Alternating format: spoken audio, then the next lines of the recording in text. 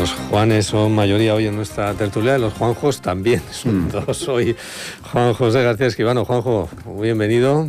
Buenos días. Juan José Pelegrín, buenos días, Juanjo. Buenos días, Joaquín. Con ellos hacemos parte de nuestra tertulia, porque la otra parte hacen otro Juan Ramón Calero. Buenos días, Juan Ramón. Buenos días. Javier, te sales. Vamos a decir que somos los Jotas. Javier Adán. Ahí sí.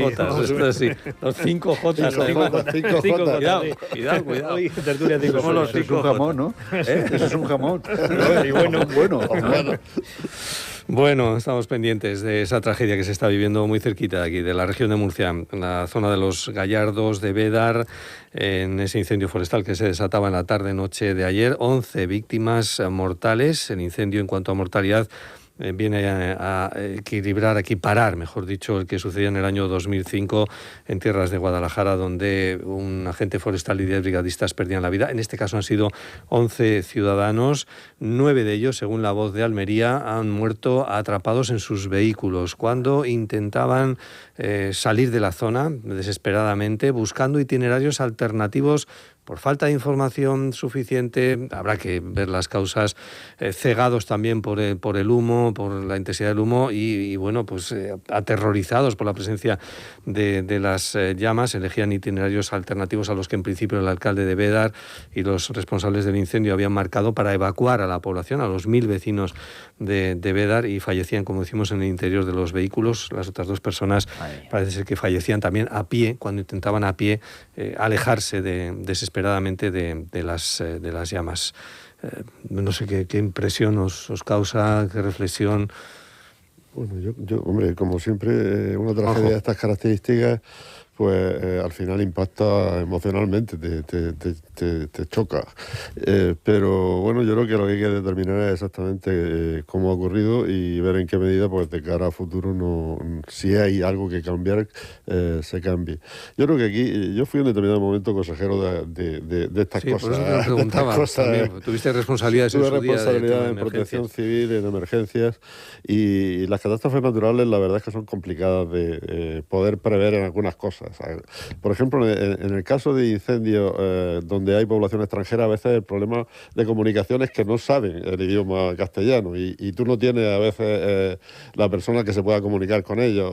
Abro el paréntesis porque 4 de las víctimas son ciudadanos de una familia británica. Y los británicos normalmente en España no suelen aprender el español.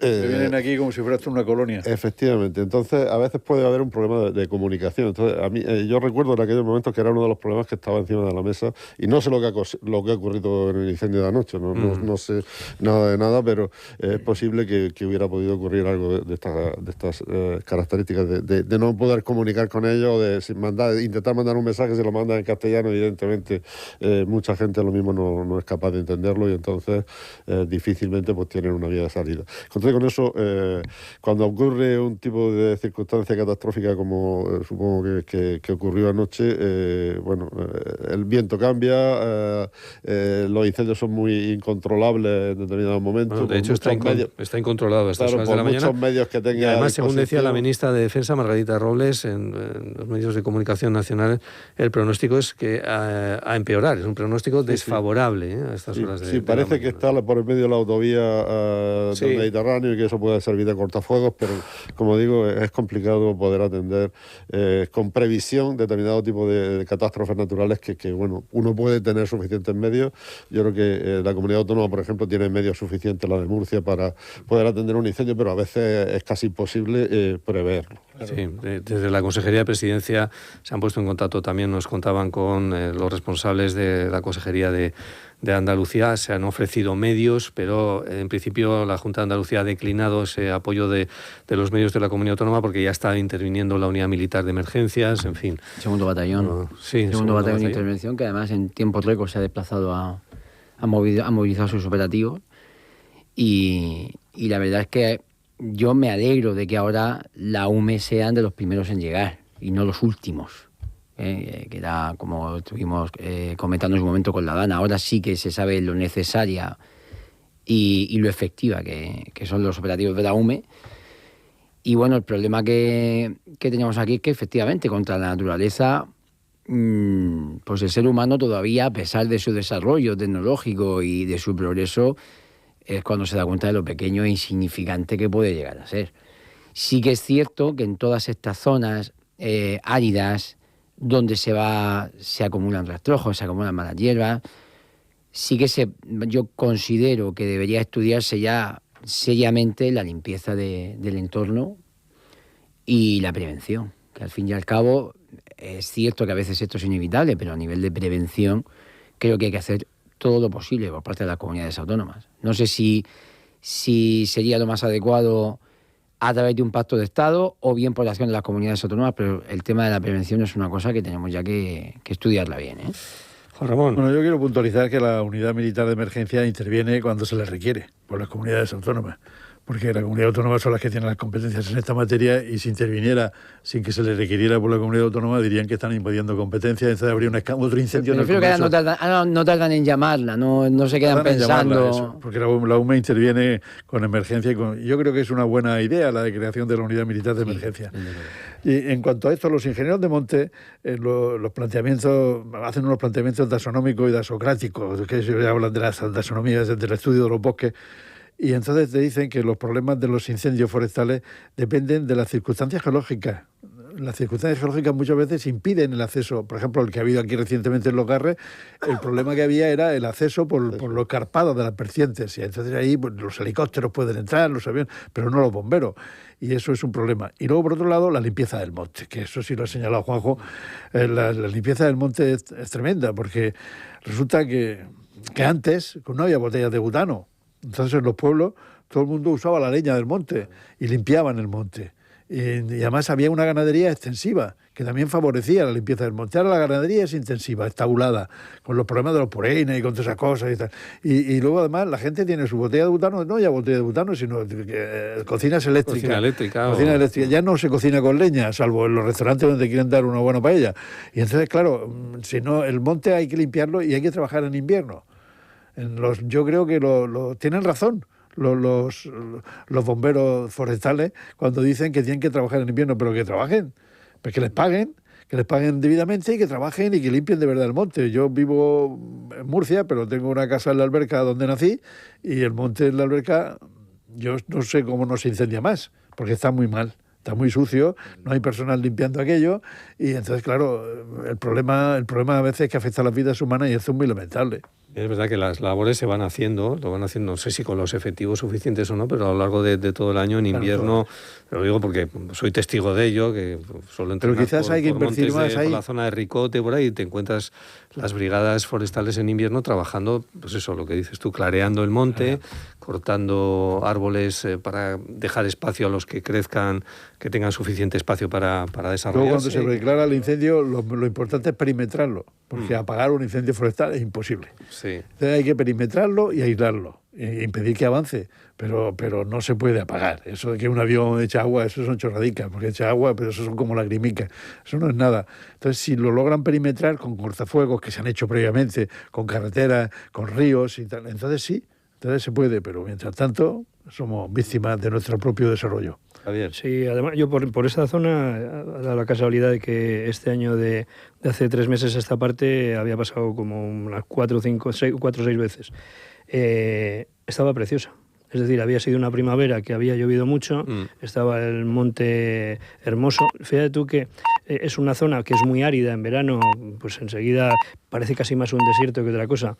Tenía un esplendor impresionante. Hay muchas casas aisladas y dispersas. Sí, mucho cortijo. Claro, es que ese es otro de los elementos que yo creo que ha sido esencial en todo esto, más allá de que lo hemos señalado a Juanjo, lo de la comunicación, con muchos de estos extranjeros que hay, de muchas nacionalidades, especialmente inglesas, ¿no? De hecho, uno de los coches pues tenía... Era una familia de 4 miembros. Exactamente. Y entonces, claro, es una zona que en un principio, pues fíjate tú, no te parecería que podría haber un incendio tan intenso, porque lo que estamos viendo en Pirineos, en la zona de Cataluña, son montes con muchísimo arbolado y que dices, esto se desmanda. Bueno, pues es que la naturaleza es de esta manera y sobre todo eso, como tenemos, yo soy de los que sí que cree que estamos afrontando ese cambio climático brutal, pues hace que una primavera que ha sido muy bonita, pues se convierta en algo terrible con muchísima materia, más allá de la necesidad que hay de limpiar los montes, por supuesto. Pues ojo, los bomberos están hablando... Con esa creencia del cambio climático Francisco, tú no entrarías en el gobierno de Andalucía, ¿eh? Pues ahora mismo seguramente que no, pero claro, es que nos íbamos a llevar regular en ese sentido, porque yo soy de los que yo soy de los que creen en los científicos y soy de los que creen también en los bomberos. Cuando los bomberos hablan de los incendios de sexta generación, que es por una serie de acumulación de circunstancias, ¿no? Unas temperaturas altísimas las estamos viviendo aquí en Murcia. 42 grados. Claro, por eso, unas temperaturas altísimas, mucha masa forestal, es decir, que son incendios que se retroalimentan. Estamos en ese escenario que, según los expertos, los técnicos, los científicos, de los que cada vez que nos llevan la contraria parece que hay que atacarlos, pues dicen que, oye, estamos en estas circunstancias. La desgracia, que fíjate tú, no parece que fuesen unas montañas terriblemente parece monte bajo, claro, matorral, mucho matorral. Cuando pasas por allí, cuando pasas por la autovía, sí es que lo ves perfectamente, pero están los barrancos. Sí. Es que un barranco de 3-4 metros es una cosa inviable para que tú saltes al otro lado. Y algunas de las personas quemadas, algunas vivas, pero quemadas, las han rescatado de debajo en esos barrancos. Cuando decimos que nos metemos por el monte aquí, en Sierra Espuña hay muchas zonas, por ejemplo, fíjate tú, tan precioso como es, en los que, ojo, que si te metes al barranco, que no sales, que te tienen, como hemos visto todos los veranos, que ir a rescatar gente. Pues ahí yo creo que se dan todos ese cúmulo de circunstancias. En Espuña hay una vigilancia tremenda. O sea, sí, menos mal, vamos. Ahora en verano lo que te hacen es prohibir a los senderistas que vayamos allí, porque te ponen unas barreras para que no suba y tal, con lo cual dicen, ¿quién produce los incendios? ¿El ser humano? Pues no, aquí no hay ser humano. Allí, como los arruinos se dedican a fumar, pues no hay problema. Sí, pero las tormentas secas y todo esto es lo que... Las tormentas a veces son naturales. Sí. Incluso una botella abandonada. Una botella abandonada que hace de lupa. Además que toda esa zona, que todo ese pastizal de gramíneas, eso arde en cuestión de segundos. Es que en cuestión de 15 minutos... Lo vimos en los Garres, ahí, qué velocidad llevaba. Porque era toda una zona de... Toda la vida ha sido la broza, ¿no? Efectivamente. Sí. Bueno, vamos a entrar en otros asuntos en la actualidad. Hablamos de vivienda. Ayer fue protagonista, hoy es protagonista en los principales titulares. Lo hemos abordado también en este informativo. La rebaja de impuestos abarataría la vivienda en más de un 20%, dicen los constructores. Lo dicen en La Opinión. En La Verdad, los constructores reclaman al gobierno una rebaja del IVA al 4% para la primera vivienda. Los precios podrían caer un 20% si se desmonta la cadena fiscal que asfixia a promotores y... ¿Y por qué no se rebajan sus beneficios? Que también vendría bien que los constructores rebajaran sus beneficios. Los beneficios tampoco estaría mal. Porque una de las construcciones de empresas, de las industrias más especulativas, es la vivienda, que además está jugando con una primera necesidad. Y la verdad es que los precios de la vivienda muchas veces se inflan son razones de mercado, pero no sean razones de costes, porque los costes no suben. Y sin embargo, yo estuve ayer en el acto del 50 aniversario de Frecon, en la asamblea, la asamblea general, luego la exposición que también hizo Lacalle, el experto económico, sobre todas estas circunstancias. Y yo creo que allí sí que claro, en un primer flash así, que se bajen los impuestos, parece que algo como muy radical. No se decía eso de esta manera, se explicaba bien. Y quiero decir, entre otras cosas también se abordaba el tema de incluso la economía circular y demás. ¿Quién beneficia que en todo el proceso, desde que se idea el que se va a construir un edificio en una zona determinada hasta que se acaba vendiendo esa casa a un particular, hay una serie de momentos en los que cada uno de ellos está grabado y al final resulta que una de las partes más importantes de toda esa casa ideal en una cabeza que acaba siendo el hogar de una persona, pues resulta que lleva tantos gravámenes. Sí, pero luego lleva tantos beneficios empresariales, que lleva muchísimos más de los que se reconocen en cualquier asociación que es de constructores. Pero la construcción es una industria que funciona con una necesidad básica. Y además yo estaría dispuesto a que se rebajaran los impuestos, más aún a que se exhibieran todos los impuestos, pero a las viviendas de protección oficial. Pero no, a las viviendas oficiales, no a los particulares, porque eso no puede. Lo que tienen que hacer es no decir, esta es la ley de la oferta y la demanda, y como es la ley de la oferta y la demanda, yo subo los precios. Es como los hoteles.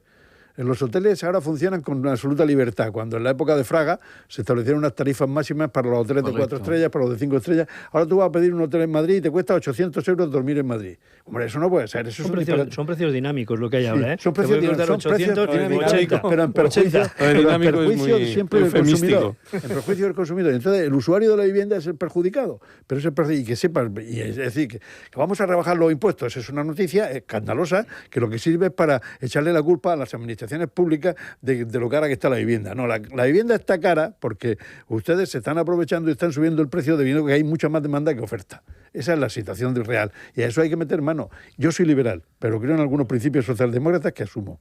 Y hay que intervenir ese mercado. A ver, el otro lado de la mesa, ¿qué dice? No, que los Juanjos. Yo estoy totalmente de acuerdo. O sea, que al final lo que no puede ser es que el índice de coste de la vida, el IPC, suba un 3, un 4% y los precios de la vivienda un 20%. Claro. Ahí no hay impuestos, hay ganancia de los costes de los materiales. Si los costes de los materiales se han encarecido... si suben un 3, no suben un 20. Bueno, si el coste de la vida sube un 3, aproximadamente el coste de los materiales subirá un 3. Hemos asistido en todos estos tiempos, estos últimos tiempos, ni siquiera me referiré a los anteriores, circunstancias en los que, por ejemplo, que ha habido incrementos de costes para los distintos materiales que tiene una vivienda, porque una vivienda no es el terreno solo, no es el hormigón solo, no es el metal solo. Los empresarios firman un contrato de ejecución de obra a precio fijo. Y a lo largo de la ejecución de obra, que puede durar 1 año o 2 años, porque hay que pedir muchas licencias y muchos permisos y tal, puede que le suban el coste de eso, entonces se reduce su beneficio. Entonces se queja. No, pero es que hay veces que entran incluso en pérdidas. Así, establezca usted una cláusula de estabilización en el contrato. Y la cláusula de estabilización debe ser el porcentaje de su vida, pero no el porcentaje especulativo.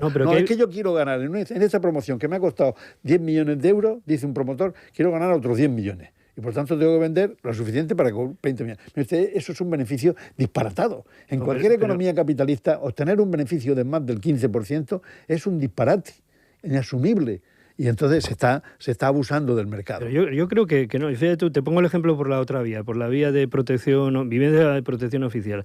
Si tú lo que propones desde las administraciones públicas es que el metro cuadrado construido esté en el entorno de 1.400 euros, vivienda nueva, no estoy hablando de vivienda usada, vivienda nueva, y resulta que el coste real está más en los 1.700 euros, pues ¿qué te van a decir los constructores? Construya usted, porque yo no puedo... Es que ¿conoces tú el escandallo de la obra? No, el coste no es así. Cuando tú calculas un precio de una vivienda de protección oficial, está muy ajustado los costes del mercado. No se está haciendo en España, quizás por eso, entre otras cosas. Sí se hace, lo que pasa es que las administraciones no funcionan.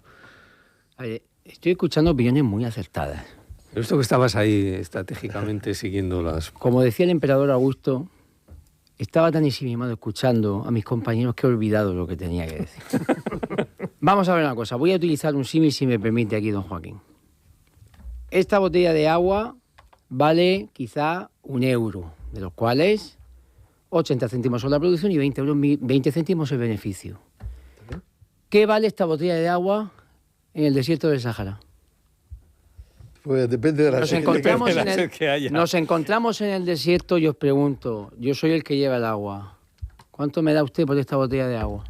Pero hay un personaje en la Biblia que vendió su propio genitura por un plato de lentejas. Vale lo que yo quiera cobrar por ella y probablemente todo lo que tú estés dispuesto a pagar. Sí, pero eso tú lo estás enfocando desde el punto de vista especulativo, que en el que yo no coincido en este caso. Aquí no estamos en el desierto. No me voy a al punto de vista especulativo. Sí, además ese símil se utilizó en el juicio de Casagrande, fíjate tú dónde me remonto, Buena el juicio de Casagrande, en el que pues a uno de los responsables, máximos responsables de una de las constructoras que me dio en compraventas y más que hubo ahí, con incrementos, y dijo eso al final, le dijo al juez, pero usted, señoría, ¿sabe lo que cuesta esta botella? ¿Por qué se lo dijo así? Es un símil que se ha utilizado. Dice, porque yo he trabajado en el desierto 20 años. Sí. Dice, pues sí, pero ahí se estaba hablando de la parte directamente. En Casagrande, Carlos Collado, ¿por qué cayó? Porque lo dije yo en la Asamblea Regional. Cayó de caer hacia el suelo. Cayó por el asunto Casagrande, porque compró la comunidad autónoma una finca por un precio disparatado. Y entonces yo dije, esto no es corrupción, no es un delito de corrupción, y Carlos Collado salió suelto, gracias a Dios. No es un delito de corrupción, es un caso de estupidez, porque tú no puedes pagar por una finca que vale tanto, es 3 veces más. Es un caso de estupidez. Si la comunidad autónoma no hubiera pagado, se hubiera comprado también por menos precio. Sí, quizás no hubiese venido Casagrande. Y Carlos Collado hubiera seguido y los socialistas estarían levantando la cabeza ahora, que ya todavía razón ¿Me permitís concluir? Por la vía no especulativa, sí que digo una cosa que además está, que me lo conozco bien, que está en este momento en el desarrollo de todos los planes de edificación por una normativa europea. Y es que cuando se diseña ahora, prácticamente es ya obligatorio, cuando se diseña ahora un edificio, no se diseña solamente todas esas fases de las que hemos estado hablando, sino incluso la muerte de ese edificio. Y en esos costes que tiene que repercutir el empresario, va a tener que ir, por obligación de las nuevas medidas europeas, va a tener que ir. Oye, incluso la energía que se gasta para hacer el diseño de los planos. Pero, o sea, fíjate tú a qué punto, que me parece muy bien. ¿Cuál es el coste de diseñar la muerte de un edificio? Pues que ¿Dónde está el diseño sepas ese con qué materiales los vas a utilizar, que entre otras cosas tienen que ser materiales de economía circular, y que cuando ese edificio se vaya a derruir, esos materiales también se puedan volver a reutilizar. Eso es mucho cuento. Claro, cuento no, es normativa europea. Es un cuento chino. Es una normativa europea que va a ser... normativa, Juan Ramón. Se están adaptando... Que tú ves cuando hay un terremoto, el terremoto de Lorca, se caen unos edificios y otros no. Y dice, ¿por qué eso? Y no, es que este está bien construido. Claro, no se trata de normativa, se trata de echar cemento, de echar hierro y de no ahorrarse. Autopistas se construyen, unas están bien y otras, la que va a San Javier, con bacheada. ¿Por qué? Porque no han cimentado bien, porque no han echado cemento suficiente y porque había que pagar a alguien, y entonces el constructor se ahorra ese dinero y para poder pagar a alguien que le otorgó la concesión. Y ahí está la autopista de eso, que llena de baches porque no ponen dinero suficiente. Cuento chino. Tú pon cemento y por eso verás cómo no pasa nada con Europa. Yo quería completar mi símil con la parte de cosecha propia, que no me ha dado tiempo a... Os salgo al paso.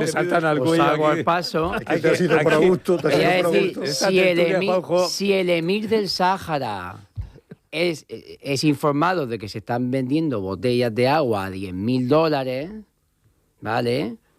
A lo mejor puede tomar partido para decir, entiendo que tiene que haber beneficios porque estamos en el desierto, pero la botella se va a vender a un máximo de 10 euros, la botella de agua. Sí. Y ahí lo que trataba yo de hacer es de colacionar estas opiniones y decir que en mi visión democristiana yo creo que el Estado tiene que ser un buen árbitro en este tipo de asuntos. Y también tiene que haber posibilidad de que haya competencia. En la actualidad considero que adolecemos, al menos en el Estado español, en otros sitios de Europa yo ya no lo sé, porque Europa está, en fin, en la decadencia de Occidente, ¿no?, de Oswald Spengler. Sí.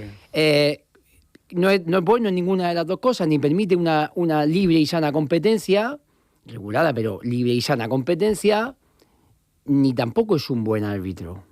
No solamente por la cadena fiscal que hay en todas las etapas de la construcción, los que hemos sido abogados de cooperativas sabemos los retos y las dificultades que tiene una cooperativa de vivienda para tirar para adelante muchas veces, ¿no? Es cierto que hay un incremento de costes, es cierto que hay un disparo de los beneficios en muchas ocasiones, y ese disparo de los beneficios muchas veces está en connivencia con el aparato estatal. Cuando hablamos de construcciones grandes, por ejemplo, con las comunidades, las cosas se resuelven en los despachos, ¿no?, que siempre se ha dicho. Entonces, yo considero que lo primero de todo es que los instrumentos legales tienen que actualizarse. Y cuando digo instrumentos legales me refiero a la regulación, no solamente en cuanto a la construcción, sino por supuesto a los tipos tributarios. Tiene que haber una armonización que se adapte, una armonización legal que se adapte a la situación que tenemos ahora, no a la que había hace 25 o 30 años. Entonces, el mensaje es muy claro. El primer reto es que no se puede construir. Es muy difícil construir. Claro, y hace falta vivienda. Porque no hay suelo. Y hace falta vivienda, porque esto sí que es cierto. Ya apuntaba Juan Ramón, y es cierto, es que es un bien de primera necesidad. Exacto. Entonces, lo que no puede ser es que le echemos toda la culpa del problema de la vivienda a los especuladores. Porque eso tampoco es cierto. Eso no es cierto. Claro, pero eso no es cierto. ¿Qué es lo que tienen que hacer? Tenemos que darnos la mano en algún momento. El eslogan es muy sencillo con respecto a las administraciones. Comunidades autónomas y Estado hay que construir viviendas de protección oficial. Y municipios, vamos a crear suelo urbano. Sí, por favor. No, pero no por convenios. No, exacto. Vamos a crear suelo urbano, que eso no es tan difícil. Pero no podemos ir a lo de Aznar, de que todo se puede construir. No. Vamos a crear suelo urbano. Instrumentos legales, buenos instrumentos legales, y los técnicos que España tiene, los mejores técnicos de Europa están en España, que se les haga caso a lo que dicen. Ojo, que no sean convenios. Que no sean convenios. Que no sean convenios. Ya tenemos ejemplos más que de sobra. Que no sean convenios. Ni convenios del norte ni convenios del sur, que no sean convenios. Desde luego que porque es que sabemos muchas cosas, entonces no nos creemos las bacaladas que nos quieren vender. Es que se lo llevan calientes, que eso lo sabemos todos. Viejos. No, hombre, yo como diría Miguel Ángel Rodríguez, que tengo ganas. Igual es como, por mi profesión estoy siguiendo el día a día la evolución de, por ejemplo, de los temas de economía circular, que vuelvo a decir lo mismo, que desde Europa son obligatorios, y cómo se aplican a normativas en la construcción y cómo eso se lleva al mercado de verdad, y creo que están haciendo un excelente trabajo. Yo no conozco he conocido especuladores que han pasado por los tribunales, pero yo el trabajo normal que veo de quienes están en la construcción lo veo como de unos grandes profesionales, muy grandes profesionales, que además con toda esa normativa vorágine en algunos casos europea, pero que al final nos beneficia a todos, pues resulta que están haciendo un trabajo. Cuando tú de repente ves que en la región de Murcia se están haciendo edificios por trozos, es decir, en lo que es la construcción industrial, que es un elemento completamente nuevo para acelerar los procesos de construcción, dices, hombre, es que te quitas el sombrero, porque somos de las comunidades más avanzadas en eso. Esas empresas. Y rehabilitando edificios abandonados, edificios que se quedaron a medio construir, que se los están rehabilitando y van a construir viviendas. Es decir, la región de Murcia sí que, con todo lo que se pueda decir, yo creo que está haciendo las cosas muy bien con el sector empresarial ahora hay que ver cómo se desarrolla en el momento presente, que no es fácil. Pero el problema de vivienda sigue existiendo en esta por región. Supuesto, claro que no sí. Tanto como en Madrid o en Barcelona o en Palma de Mallorca o en Málaga, pero aquí existe un problema de vivienda y por lo tanto tenemos que solucionarlo, y las administraciones tienen que hacer una cosa y los empresarios tienen que intentar ganar lo máximo posible, siempre que se lo permitan las normativas adecuadas. Hay que respetar las normas del medio ambiente, hay que respetar la economía circular y hay que acabar con la especulación. La especulación es un pecado social. Hay que sanear todo, empezando por las instituciones del Estado, que han sido fuertemente parasitadas. Yo creo que aquí no solamente hay que poner el foco siempre en el sector privado. ¿Qué pasa con el saneamiento del sector público? Bueno, pero vamos a ver, es interesante. Abrimos otro melón, es interesante. El Estado ha descentralizado sus competencias en materia de vivienda. ¿A qué parte del Estado te refieres? ¿A las comunidades autónomas? Que son las que tienen obviamente, cuando me refiero al aparato estatal, podemos sustituirlo por administraciones, sí, porque es que el Estado, yo he sido muchos años abogado del Estado y sé las competencias que teníamos y las que no teníamos. A nivel vivienda es competencia de las comunidades autónomas. Ayuntamientos también. El plan estatal de vivienda, el gobierno central sigue teniendo también diversas competencias en materia de vivienda. Ahí la aprobación de la ley estatal de vivienda. El poder legislativo al final lo tiene el Estado, eso está claro. Pero sí que es cierto que las comunidades autónomas, al final de la cadena tiene que el dinero lo gestiona un político, y esto yo creo que es algo que no va a sorprender a nadie, no solamente en vivienda, en sanidad o en todo lo que queramos. Sí, pero hay que ver la parte esa municipal, que parece como que siempre se va de rositas. Un melón que no se abre ahí. Ayer mismo pues se decía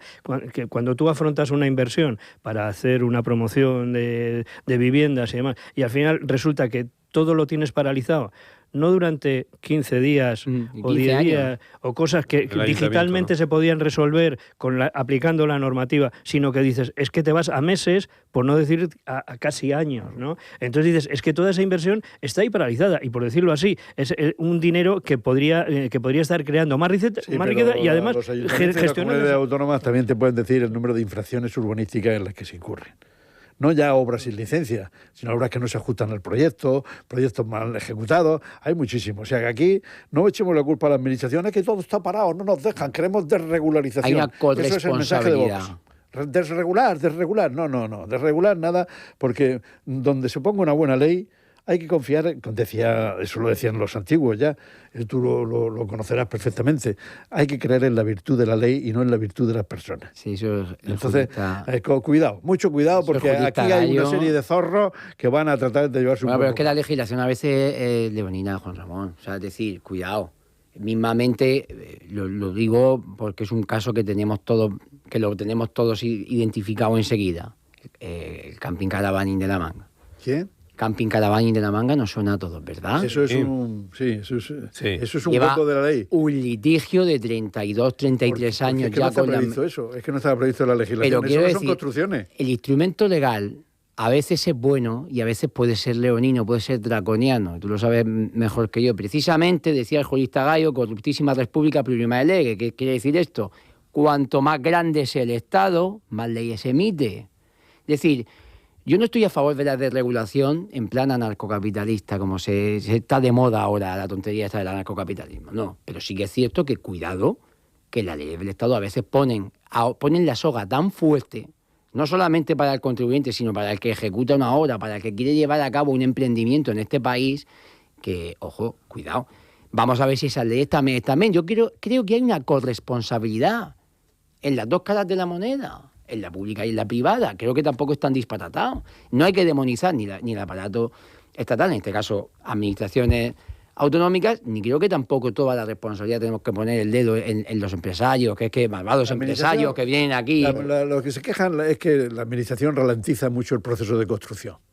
Eso es verdad, eso puede ser verdad. Pero la administración tiene que funcionar. Y la administración tiene que funcionar porque los funcionarios tienen que cumplir con su tarea y los políticos tienen que impulsar el cumplimiento de las tareas de los funcionarios. Es decir, lo que no se puede es trabajar menos que se trabaja en el sector privado, y tú lo sabes, ¿no? Que te vas a una administración y resulta que no te encuentra nadie, pues han ido a desayunar. Que esto a veces pasa, desayunando. Eso no puede ser. Un poco a todo, ¿verdad? Sí, o que ahora no te quieren recibir sino con cita previa, cuando la administración está al servicio de los ciudadanos. Y yo también critico a la administración. Eso de que no te reciban si no es con cita previa, eso es un disparate. Tú eres un ciudadano que pagas tus impuestos y tienes derecho a que te reciban a cualquier día, a cualquier hora, en cualquier administración. En ese aspecto hay un asunto que enerva también a Javier de vez en cuando, que dice, cuando vas a una administración y te piden el carnet de identidad, dicen, pero si se lo tienen ustedes, si son ustedes la administración. Pasaba ya con José Velar, ¿no? Vuelva usted mañana. Ya tiene mi carnet de identidad, ¿para qué me lo pide? Te lo piden para meterse en el ordenador y saber tú quién eres, ¿no? Eso, identificarte no viene mal. Lo de vuelva usted mañana ya lo teníamos con Mariano José Velar, de ir a una administración y... Claro, es que... Vuelva usted mañana. Y entonces había alteración de funcionarios conforme ganara un partido de turno, ¿no? No había la función pública no era fija. O sea, ganaban los liberales y se iban todos los conservadores. Luego ya a finales del siglo XIX se estableció la ley de la función pública. En Estados Unidos también pasa algo parecido. También hay un problema yo entiendo también que hay en el tema que estamos tratando un problema de cultura ciudadana. O sea, yo vuelvo a recordar hace mucho tiempo, pero vuelvo a recordar cuando estaba en una administración, no había ninguna queja de los ciudadanos. Yo impulsé la oficina de quejas de la comunidad autónoma, de reclamaciones de la comunidad autónoma, la impulsé, le di publicidad, etcétera. Incluso en alguna ocasión le dije a algún ciudadano que estaba criticando a la administración en la barra de un bar, oye usted, yo soy el consejero, vaya usted y quéjese que seguro que lo atiendo. Y no había quejas, o sea, los ciudadanos se quejan en las barras de los bares, en las peluquerías, en las redes sociales, pero no van a donde tienen que ir a quejarse. Pues eso da pereza, porque probablemente si a un político le llegaran 100.000 reclamaciones de un funcionario, evidentemente temen a la represalia. No querría tenerla. La represalia. ¿Represalias del político? No, del funcionario. Por eso lo dejo ahí y tal, y ya veremos. Bueno, pero yo digo que si todo el mundo se quejara y le llegara al político, probablemente el político podría tomar medidas. Claro. Pero a veces el político no es capaz de tomar medidas, pues no le llega ninguna queja, absolutamente ninguna, no se entera. Es muy acertado ese comentario que estás haciendo. Precisamente escuchaba a Jesús. ¿Cómo que no se entera? ¿No le vale la conversación de la barra del bar para tomar medidas? Los políticos no están en las barras de los bares tomándose... Muy acertado. Es que lo habías oído tú en la barra de bar. Una vez.